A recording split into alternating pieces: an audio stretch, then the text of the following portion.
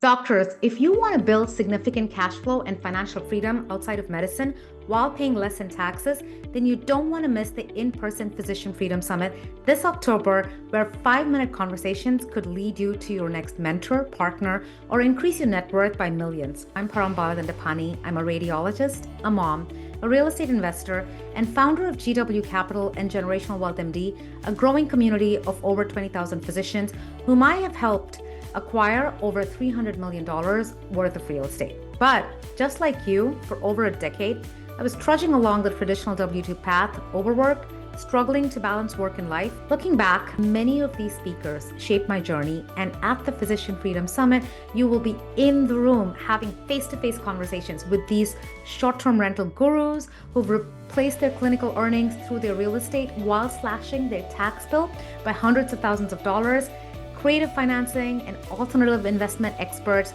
who became financially free in their 30s and 40s and together manage over $1 billion in assets. And you will get insider access to the wealth building strategies that they're pivoting to in this market cycle, while others sit on the sidelines missing out on this once in a lifetime opportunity to build generational wealth. I'm super excited about seeing all of you in person in beautiful California. I know this is going to change your life. I will see you there. Don't forget to sign up at generationalwealthmd.com/summit.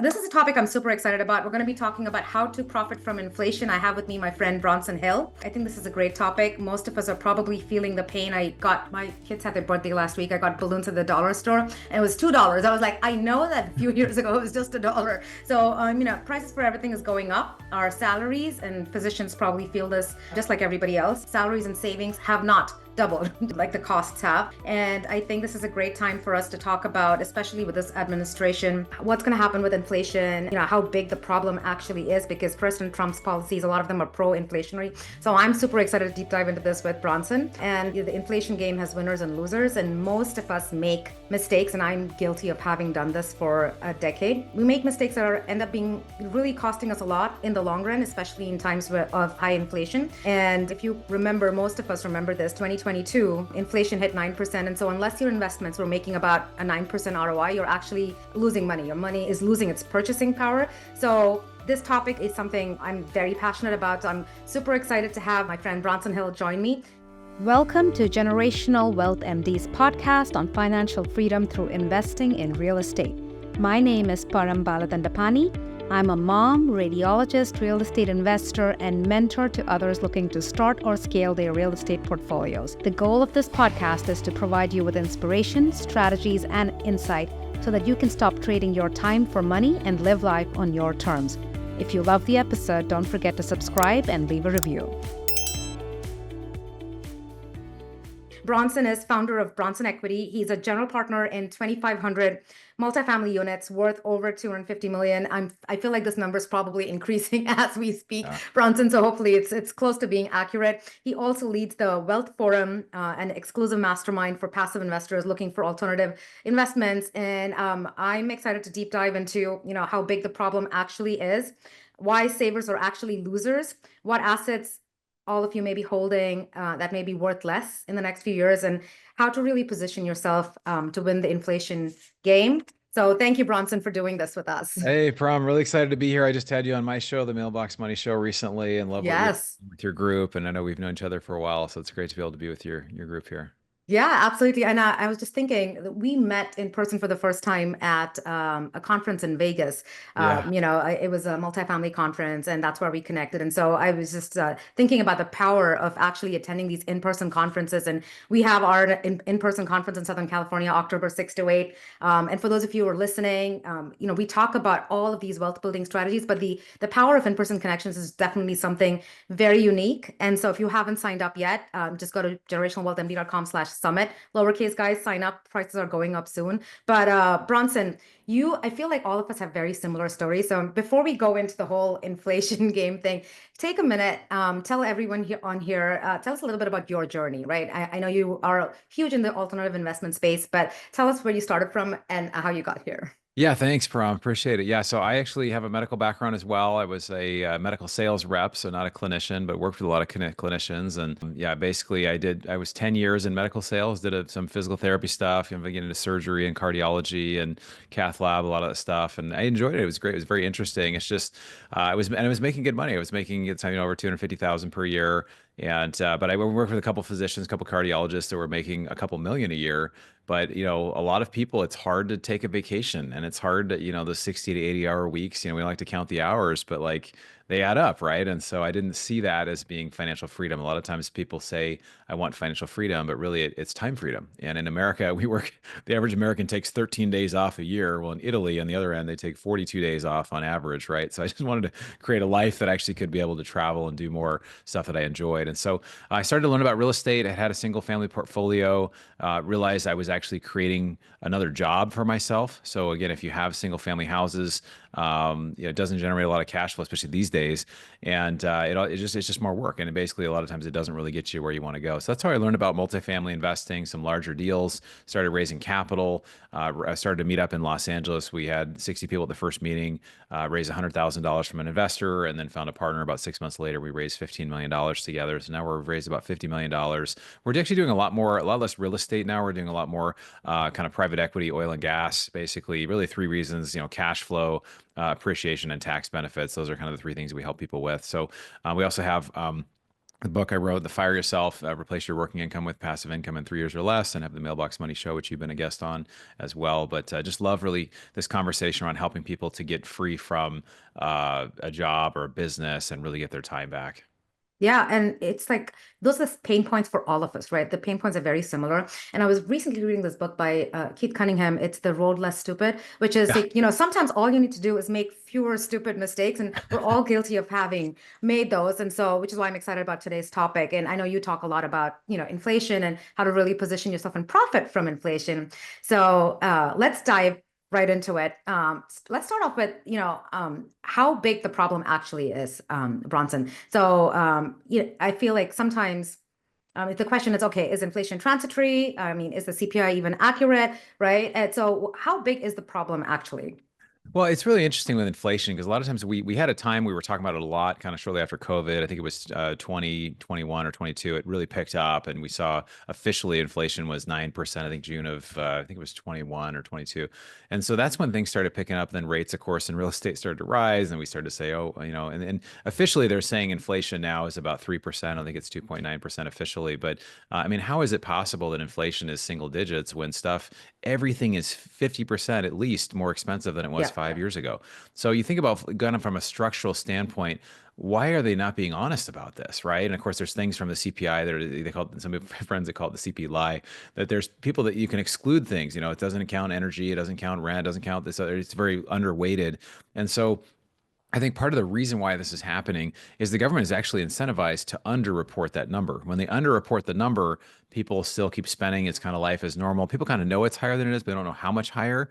And so it's kind of like, oh, there's no panic going on. But if I knew I was losing 10% that's sitting in a bank account, if I'm losing 10% per year, then that's significant, right? It's something to really consider. Like, oh my gosh, like every 100K, I'm losing 10K a year just by sitting in the bank. And that's where I don't know that we're at 10%. I mean, we're close to that, but, and it's hard. Nobody really knows exactly, but we just know that they're continuing to create more currency. There's more that's there. So I think that it is a much bigger problem that's what's being represented in media. Yeah, yeah, and now we have President Trump's administration. Anything, what's your take on their policy and how you think that's going to affect inflation? We're already seeing the Fed pause the interest rate drops that we were anticipating. So, what's your take on what to expect in the next few years? Well, honestly, there's two theories on this. I think I have friends in both camps, people that are very liberal and very. It seems like it's either one or the other, very liberal or very conservative. It's hard to like find somebody who's kind of in the middle. But on one hand, I can see there's definitely some fear around inflation, around hey, if we have higher tariffs, it's obviously going to lead to higher inflation. It's going to lead to just everything going up kind of through the roof. On the other side of it. There are, I think, some of the reciprocal tariffs. We have some of these things that we're importing to other countries are tariffed, sometimes 20 to 100 or 200%. And so I think, if those were reciprocal, maybe that could lead to more production here potentially. Now, one example is some of it I think is just posturing because I think that, I don't think even Trump thinks, hey, this stuff's just going to last forever. I mean, this is like basically a couple year window where they got the House and the Senate. They can try to push through what they want and just kind of have a little more freedom with it. And I'm sure there's all kinds of opinions if somebody's passionate, one way or the other, and there's all kinds of opinions on it. But so we're buying an e-commerce business right now. Like I mentioned, we're closing either tomorrow or next week. It's a $27 million business. These are all, it's cosmetics and niche women's apparel items. The average sale size is about $50. But of that, the cost of goods is only about $5. It's like an 89% gross profit margin, right? So the tariffs, there's a rule called the de minimis rule.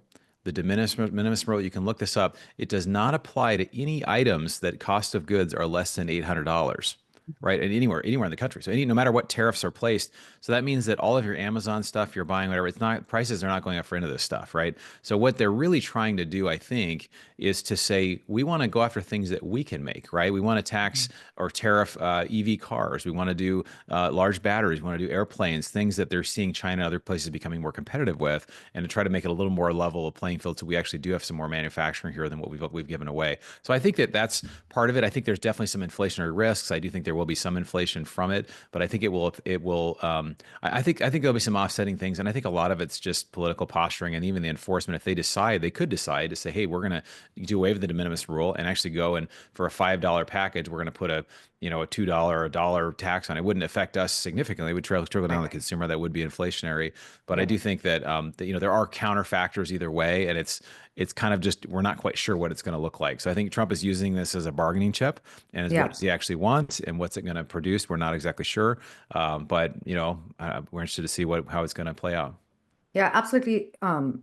Agree with that. There's just a lot of uncertainty and no one knows where the chips are going to fall. But that being said, I feel like oftentimes most people are unprepared for inflation because you're not really factoring that into your entire investment strategy, right? So let's talk about like in general, right? And so this is across decades, and this is what people traditionally make the same mistakes over and over again. So let's talk about some of the mistakes that you think really position people like and end up making them losers in the inflation game. Let's deep dive into that. And I know you say, I mean, I say this too, right?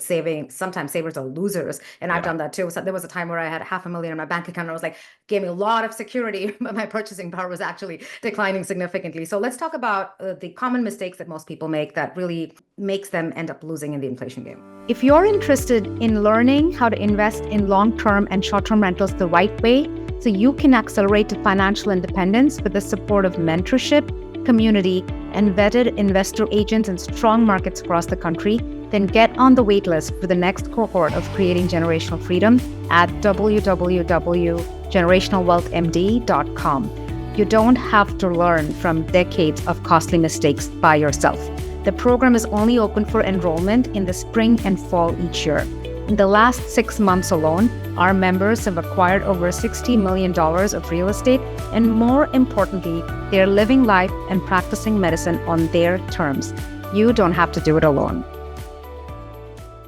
Yeah, so savers are losers. It doesn't mean we don't think they have a bright outcome or they're bright people. It's just that they're losing money by putting money in there. So, and I think for a lot of us, the traditional things that we're doing, a lot of times fixed income, bonds, annuities, these kind of things, if inflation actually is 8, 10%, 6%, 12, whatever it is, it's different. Maybe it changes, over time. Then we're losing. We're actually not losing as fast, but you're still losing, or if it's sitting in an account. So one thing that I think a lot of people don't realize is if that's the case, by you sitting in cash, you are actually just losing. So you're actually having a net negative each year. So this is really the goal, and I've heard people talk about this as well, but it's the idea of taking cash, putting it into an asset, and then getting cash flow. Right. So if you go cash to asset to cash flow, what that allows you to do is that allows you to take your resource, especially as physicians, a lot of physicians, some we make different levels of income, but being able to put it into an asset.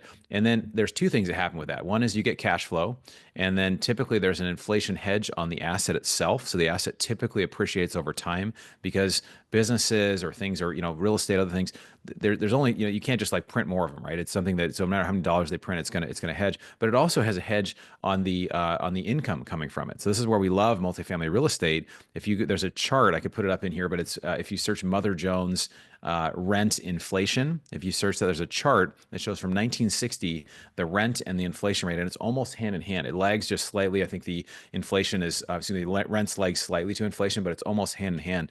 So the idea, if you can get out of cash, and this is how you really use inflation to your advantage, right? You can use debt to go buy an asset and that it appreciates over time. You're getting cash flow from it. It's just it's awesome. And then actually, as inflation happens, the value of your debt is kind of being destroyed because it's just you're having it for a longer period of time. It's getting paid down, and it's using other people's money to go buy an asset. So those are some things that kind of people do. I also have some things that we do, like I mentioned, buying businesses, precious metals. I mean, we can talk about precious metals. I'm a big precious metals guy. I didn't understand precious metals. That's a good conversation about physical precious metals and why I love those. And there's liquidity. There's all kinds of things you can do with that are very creative.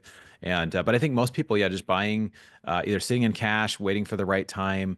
I think those are strategies that are, I like to and almost be fully invested all the time. And I think there's always stuff you can get into short term, long term that's beneficial. You buried so many pearls in there. So I'm going to back off a little bit, Yeah, Bronson, yeah, and unpack a little bit of that. And so, like the first thing you said, right, when we're saving and it gives us a lot of security and you're getting maybe 3% or 4% on your, in your money market fund. The thing that, like, again, I did this, so I know, right? And so it seems like, oh, I gotta have this much in interest, but you're paying marginal taxes on it in California. I'm paying over 50% in taxes, oftentimes on what I'm getting. So instead of actually getting 4%, it's like 2%. And then if inflation is 3%, I'm already losing, right? And so for me, it was like eye-opening to realize that, and that's something you highlighted. But you buried two little things in there in terms of the assets you like to invest in, especially real estate, where yes, you talked about the assets that are cash flowing, where those are inflation adjusted assets, right? So the cash flow is increasing over time. That's inflation correlated, right. sometimes even better than inflation. And then asset prices are also increasing over time, which is also correlated to inflation. But you buried leverage in there, and you talk a lot about. I don't actually want you to.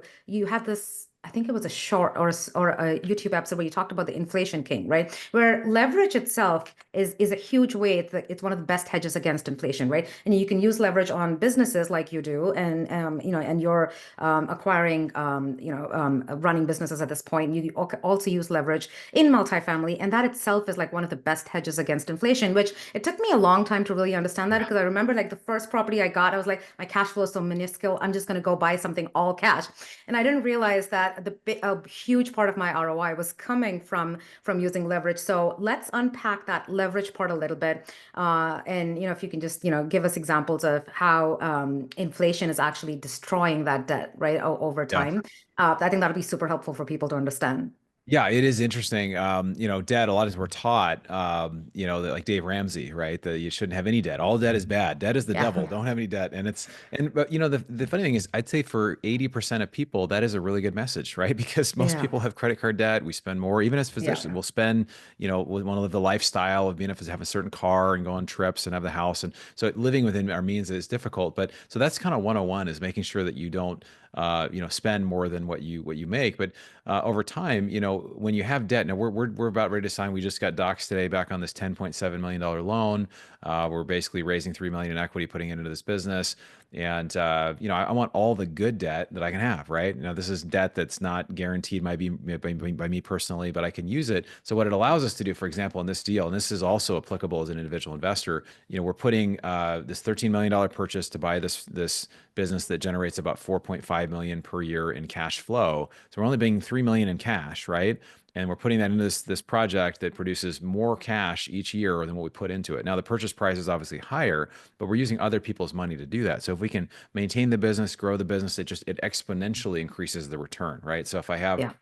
and this is a simple way to say it, if I have $1 million house, I put 20% down, it's 200,000 down, and the house goes up by 200,000 to 1.2 million, that we think, oh, that's a 20% increase, right? It's 20% increase in the value, but it's a 100% Yeah. increase in your equity. So again, it's just, that's where leverage is really magical, when you can use other people's money as an investor. And like you said, there's two ways, right? It actually helps you to grow faster. And then also the debt is typically paid down as you have the assets. Over time, you owe less and less as you're Yeah. increasing more and more equity and getting more and more cash flow. So that's why we love real estate. We love these type of assets.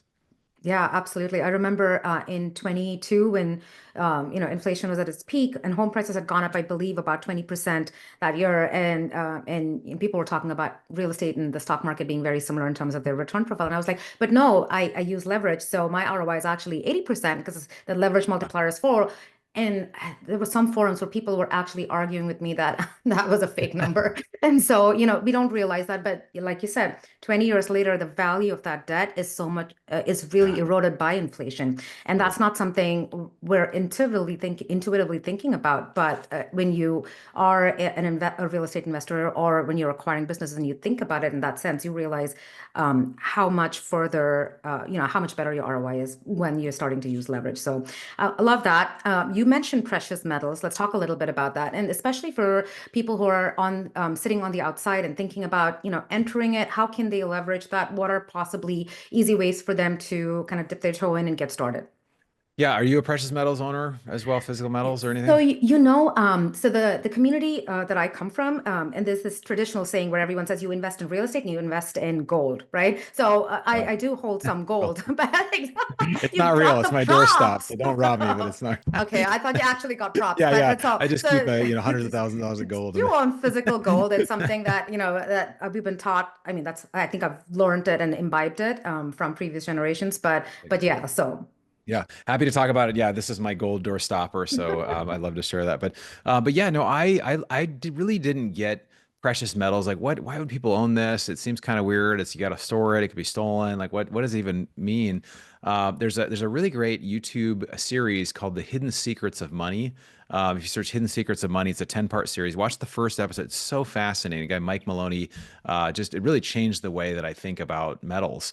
And really, if you look at metals, it's a 5,000 year history of basically gold and silver being aligned with actually being money. And one of the things of actually money is that money actually has to have some sort of internal value, right? It has some intrinsic value. So our dollars today, if I hold up a $20 bill, it has no intrinsic value. There's nothing that's intrinsic about it. Now, it used to say, on the $20 bill, it said, this is up till 1930 or late 20s, 30s, it said on the bill, payable to the bearer in demand in gold or in gold Mhm. coin. And so you could take your $20 bill. This is people don't understand this. You could actually take the $20 bill, you could slap it on the bank, in a bank counter and at a teller, and they would give you a gold coin. And so it was not actually the money. The money was actually the gold. And we were actually on a Mhm. gold standard until 1933, and then it kind of partially until 1970, the 70s. But anyway, so like people don't realize that it actually, you look back at the Roman Empire and it gets into this series that I mentioned, The Hidden Secrets of Money. So what I realize is that every single fiat currency has gone to zero. I have this that I'll show. This is the single largest denomination of any currency ever created. I don't know if you can see that. It's a one, I believe, with 14 zeros. It's from the Bank of Zimbabwe. It's a Oh, hundred wow. trillion dollars. So these basically were almost worthless in 2008 after they were printed. $100 trillion. This is the thing here. It has a buffalo in the back, but it's kind of a fun piece to talk about. But so every single fiat currency that's ever been created has gone to zero. And so the way I look at metals is metals are a store of value. They also have some commercial and industrial use as well. But when I own gold, there's no counterparty risk. So it means everything else you buy has counterparty risk. That means if I own, a stock and all of a sudden a bank or some sort of issuer or the company itself goes bad, any of those things go bad, the thing can be worthless, right? And so that's where owning actually physical metals can help. Now it could get stolen. There's also other risks as well with physical metals, but there is a way that I've found actually some benefit as well to hedge inflation. Gold itself has gone up. I mean, this stuff it's like doubled in the last year, but I look at it as like that's just in dollars, right? If dollars are not actually money, dollars are simply currency. There's a difference in money and currency. Currency is paper. It's something that's just created. Money is actually something that stores value. So what I do is instead of storing in cash, the money that I have in cash, I go buy physical metals and I store them at a third party vault. There's different vaults that store them for you privately and they're insured and they're bonded and they're guarded and everything. And so I store them there and then I can borrow against the value of it, just like a HELOC. So if I need Mhm. liquidity at like a 10% rate, I can borrow just for the days that I need it with no fees, with no other checks, not showing my credit, whatever. So it allows me to have the same positives of cash, which having liquidity and get, money tomorrow, but it basically keeps it on a hedge inflation because I know over time these are gonna be worth more and more because they're creating more and more currency is out there. So and especially with all the things happening with tariffs, all these things, there's created more fear in the market as well. So I don't look at it necessarily like an investment. I look at it like that's where I store value, that's where I have liquidity. So if I want to close a deal and I need cash right now, I go use that. But anyway, it provides a hedge of inflation as well as so that gives a little bit of information, but actually I talked about a lot of things there. Yeah, that was amazing. No, I think it's a great small next step for people who are considering that. I think that's super helpful. This was amazing, Bronson. You always provide so much value. I really appreciate you doing this. If people are looking to learn more about you and learn more from you, what is the best way for them to reach out to you? Thanks so much, Prom. This has been a blast. I always love talking with you, all the value you're creating. I have this free guide that I put together. I've shared with your audience. It's 40 pages, how to use inflation to your advantage. So I get in more in detail on the metal strategy, as well as just real estate, how it works with debt, some other assets, as well as some things you probably haven't heard of. If you text the word inflation to 33777, so just the number 33777, you text the word inflation, it'll ask for your email, and then it will share that with you, and then it'll also put you in touch with just the stuff that we're working on. So I'd love to connect with anybody on. That's just amazing. And this brings me back to the point that sophisticated investors are always using strategies that are different from what the traditional retirement model is, which is why for those of you who are on here listening, the in-person event I think is a great space to get connected to these investors. We have physicians who have over $1 billion in assets who are using these wealth building strategies that and they're pivoting, and even in this market cycle that others aren't privy to. So make sure you sign up for the summit. It's generationalwealthmd.com/summit. And well, you're in Southern California, Bronson. I don't know if you can make it, but if you're around, we'd love to have you Love there to make also. it. Big blast. I love to make it. Yeah. Thanks so much, Prom. Well, thanks so much. I appreciate it. Thanks, everyone. And thanks for having me, and look forward to connecting again soon, Prom. Take care.